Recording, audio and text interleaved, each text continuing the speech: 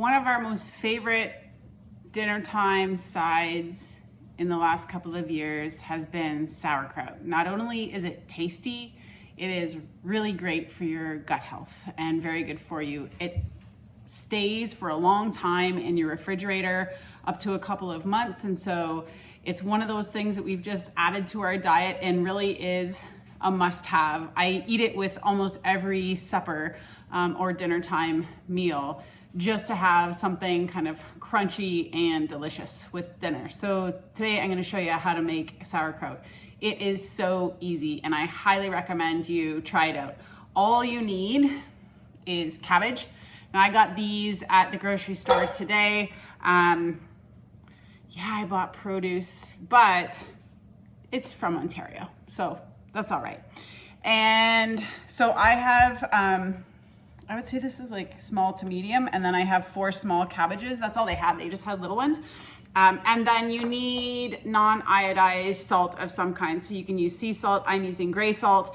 And essentially the measurement that you are going to add for salt is 1 tablespoon of salt per medium head of cabbage, or a little bit less. So I'm probably going to do 1.5 tablespoons for like these 2. So we'll see. So I'm gonna just get to chopping all the cabbage up before I put it through the food processor. Now the outer leaves I compost, then I leave some for the bunnies, and I also leave some aside to cap off the jars. So before you start cutting in, save some of those bigger leaves.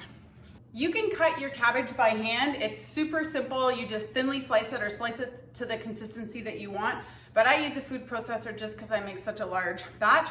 And so I use the smallest slicer implement that came with my food processor to slice.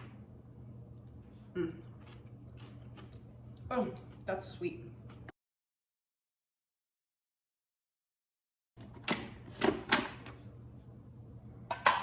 This is a messy project, but it's worth it. Okay. So once I have it shredded, I dump it into the bowl. I pre-measure out my salt so that I don't over salt it, and then I just sprinkle it on as I go. And then I just work that in. And what you want to do is squeeze it. It's a good workout. It gets out your frustrations. So you just massage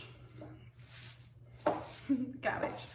And that helps break the cell walls, and then the salt will draw out the liquid from the cabbage. And that's what you want because it creates its own brine. So basically the way I measure it is 1.5 tablespoons of salt per big bowl. I've done this enough times now that I know. I just fill these bowls up, and 1.5 tablespoons of salt is the perfect amount of salt for this bowl. So I'm just gonna cut up these next couple of cabbages and run them through and fill the other bowl, and then let that sit to let the juice come out. Hi everybody. These guys are probably getting ready to roost.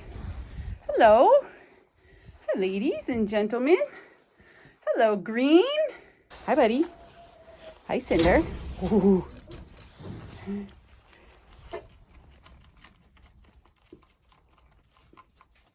Hey Licorice.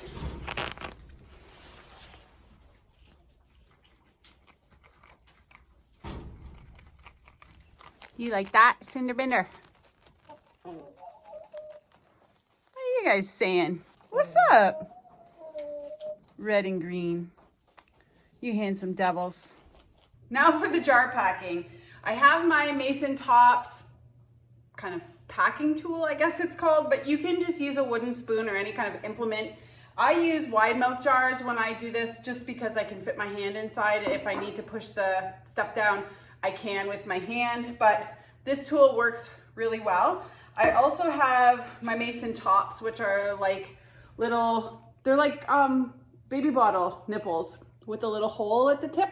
And the hole at the tip allows the gas to come out, but nothing to go in. And then I've got screw lids. I also have pebbles, which I bought. These are Mason Tops as well.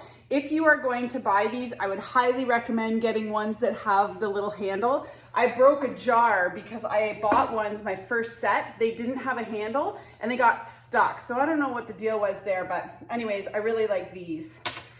I just use a canning funnel to make it less of a messy process, but literally at this point, all you have to do is plop your cabbage in the jars. Every once in a while, I'm gonna stop and use the packing tool to jam it down in the bottom, but it is quite a messy process. There's no way around it. And when I pack it, I put a lot of weight on it. I can see the water coming up, or the liquid coming up, and that's the brine. So it ferments in its own brine. I also forgot to mention that it's really important to start with clean jars. So these jars were all cleaned before I started. And I leave a little room at the top of the jar because I need to fit my pebble in a piece of cabbage to submerge the cabbage. But let me just show you. You can see the liquid. And I didn't add any water, but there's the liquid coming up. At the bottom of my bowl, I don't know if you can see that, there's liquid left. I keep that and I distribute it evenly. I'll distribute it evenly amongst the jars. Maybe a little overfull. I have a tendency to overdo things. So now I'm just gonna pour a little bit of liquid into each one. Okay, so I take the cabbage and I fold it and I just make like a little square and then I ram her down in there. And you can see the liquid coming over the cabbage leaf, and that's all you want. You just need something to hold the shredded cabbage under the liquid. And the cabbage leaves help you do that. And whoops. And honestly, you don't need anything more than that. But I am going to put a pebble just on the top of each.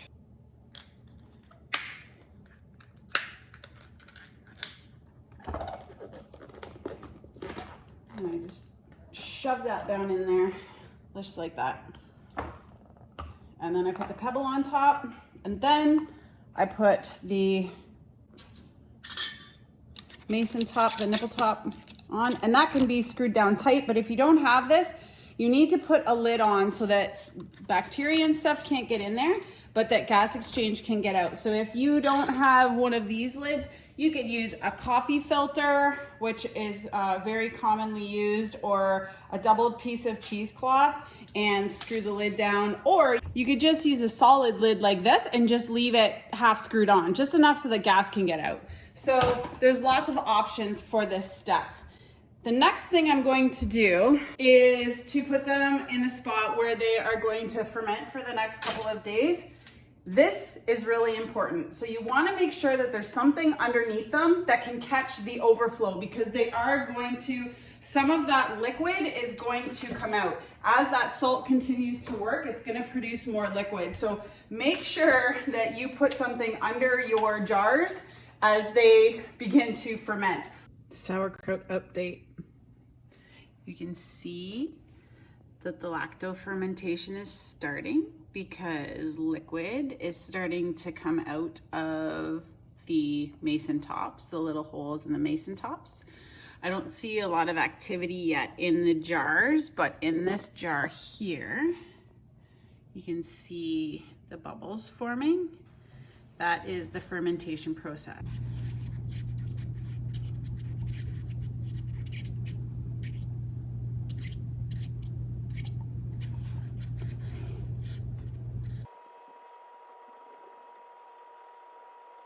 Okay, day 3.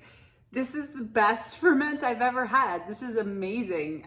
It could be because it's just so warm in here because it's winter and so we have the wood stove stoking.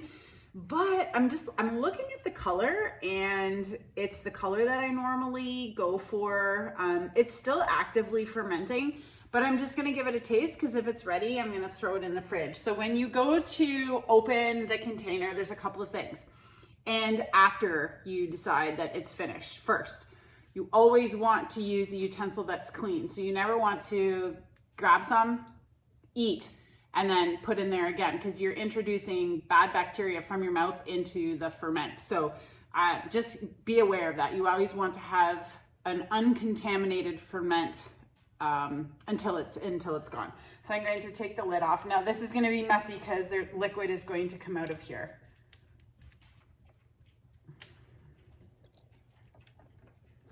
You can see the liquid pouring out. In some ferments, you'll notice that a white kind of film forms on top. That is totally fine. If it is moldy, like actual blue or green mold, you don't want that. But if it is like a white kind of foamy color, that's totally fine. Okay, let's taste it.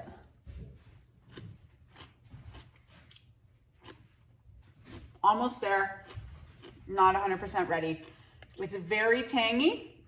Oh, I just put my fork in there. It's very tangy, but not where I want it to be. So I'm gonna let it go.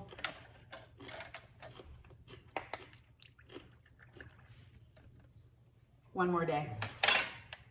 Okay, excuse me, get down. All right, day 4, let's see.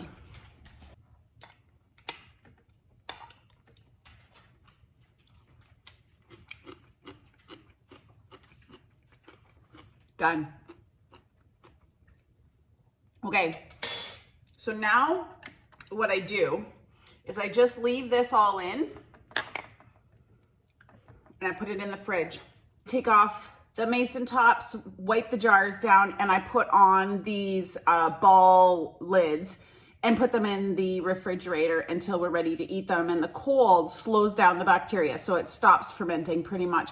And this will stay in the refrigerator for months until you're ready to eat it. So I hope you try to make sauerkraut. It honestly is the most delicious and good for you food. Super simple. It is what we kind of replace fresh vegetables with at this time of year. It is the bomb. So if you like sauerkraut, or if you've never tried it, give her a go. Come over to my house, try some of mine.